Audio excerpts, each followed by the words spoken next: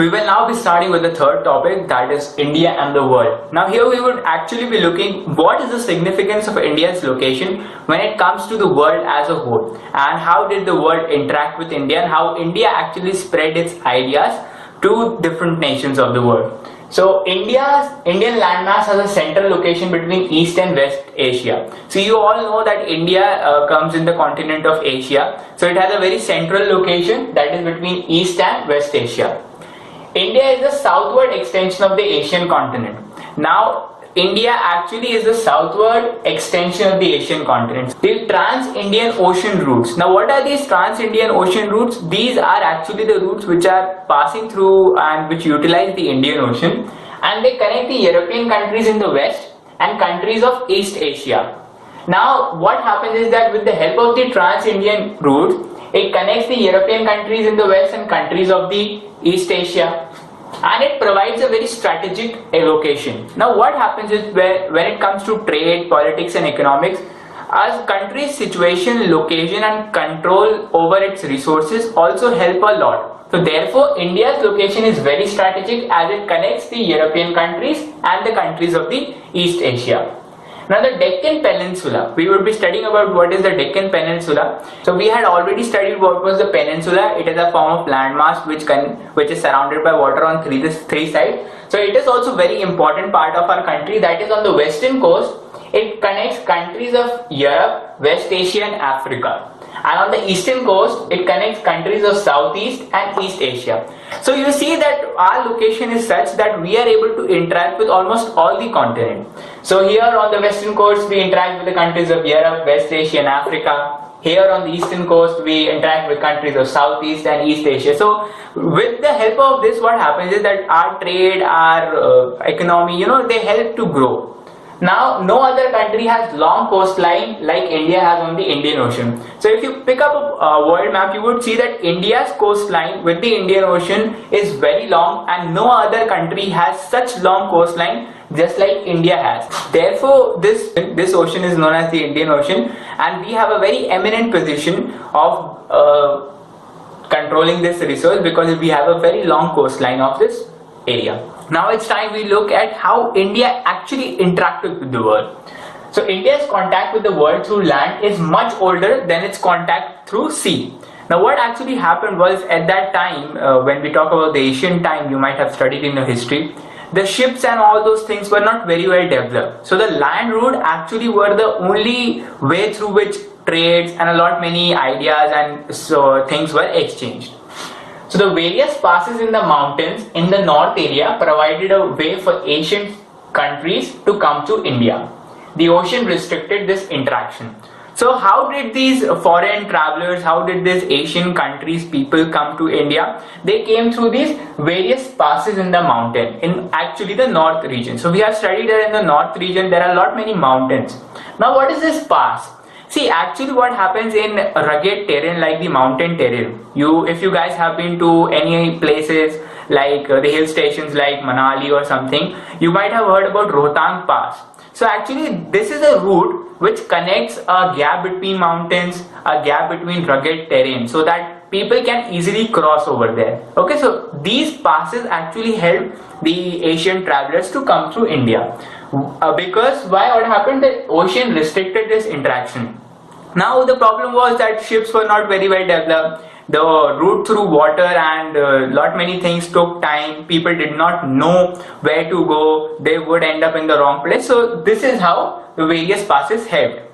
The ideas of Ramayana, Upanishads, stories of Panchatantra, the Indian numeral system reached the world through these routes. Now actually not just a physical commodity was transferred through these routes, various ideas and ideologies were also transferred through these trade. How did the world get to know about what was the story of Ramayana? How did they know about Upanishads? How did they know about the stories of Panchatantra, which are world famous? And you would probably recall that Aryabhat was the first person who actually invented zero. So this is how the world came to know about it. At that particular time there was no internet. So these were the only way how people could propagate their ideas. This was the only way how people could spread their ideas. Spices, Muslim clothes, and other commodities were taken from India. So what happened was that when the foreigner people, when the Asian travelers, they came to India, they found that India was rich in its resources. A lot many things such as spices, cloth and other commodities were very good in quality. So people, they wanted to take them back to their country. So this is how they took these things through these routes. Influence of Greek culture, the designs of West Asia can be seen in many parts of the country.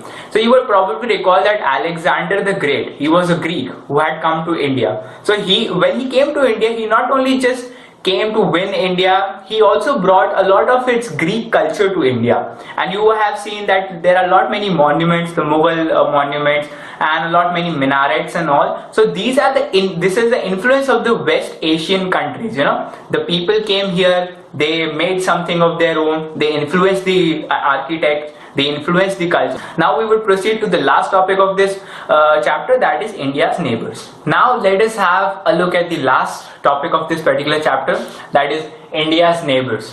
Now you all know that it is very necessary to have a very friendly relationship with your neighbors, right? But certain times you have to be very careful of them.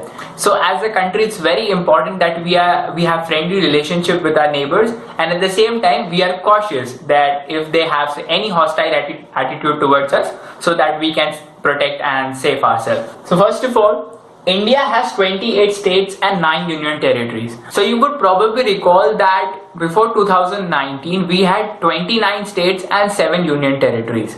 But after Article 370 and 35A was scrapped off, Jammu and Kashmir was made a union territory and Ladakh was made a union territory. So now we have 28 states and 9 union territories. Although something different is given in your books, but it is important that you learn this, that 28 states are there and 9 union territories are there. Now let us look at how many countries that India shares its borders with.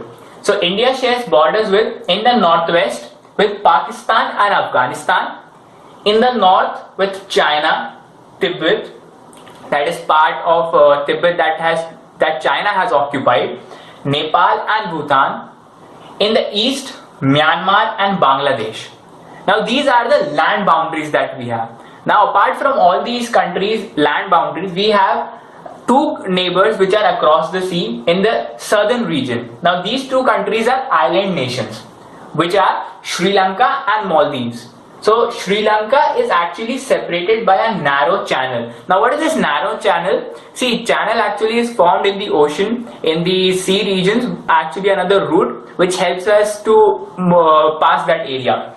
So it is formed by Gulf of Mannar and Palk Strait.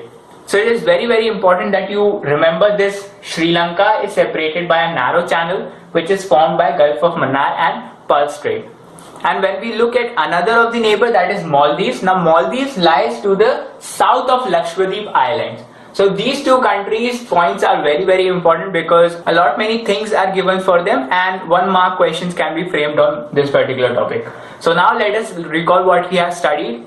India has 28 states and 9 union territories. India shares borders with, in the northwest, with Pakistan and Afghanistan. In the north with China, Nepal and Bhutan. In the east with Myanmar and Bangladesh. Across the sea in the southern region we have Sri Lanka and Maldives, which are 2 island countries. And Sri Lanka is separated by a narrow channel from India, which is formed by Gulf of Mannar and Palk Strait. Maldives lies to the south of Lakshadweep. Now you would all know that many neighbors of India are in the news recently because we have a recent standoff with China in the Galwan Valley. Apart from that, we know that India actually helped Bangladesh get freedom, which was known as East Pakistan. So therefore you can very well understand how important it is to know one's neighbors, and as a country it is very important for us to have friendly relationship among all nations and at the same time talk about our safety and protect ourselves from any external aggression. So there were 2 things that we had left and now we would be covering them. So let's have a look at them quickly. See, Suez Canal, which was opened in 1869, reduced India's distance from Europe by 7,000 kilometers. Now, Suez Canal is one of the most important canals in the world and is one of the most important trade routes. So when it was opened in 1869, it reduced India's distance from the continent of Europe by 7,000 kilometers. So this is a very important 1 mark question which can be asked. When was Suez Canal opened, and it connects India with which continent? Second point that is there in your books and we had left were, before 1947 there were two types of states. So you know that India became independent in 1947, and after that we have only one type of states and union territories. But before 1947 there were two types of states. First were the provinces, second was princely states. Now what is the difference between these two? See, provinces were ruled by Britishers directly, whereas princely states were ruled by local rulers. So the princely states were also under the control of the Britisher, but what actually happened was the local ruler ruled there, but he was accountable to the Britishers.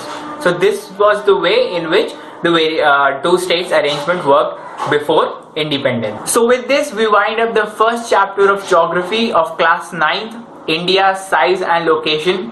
I strongly advise all of you to go through the textbook and the video once again.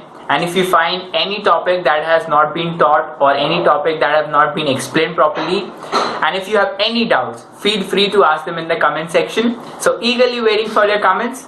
Till then, keep studying and stay safe.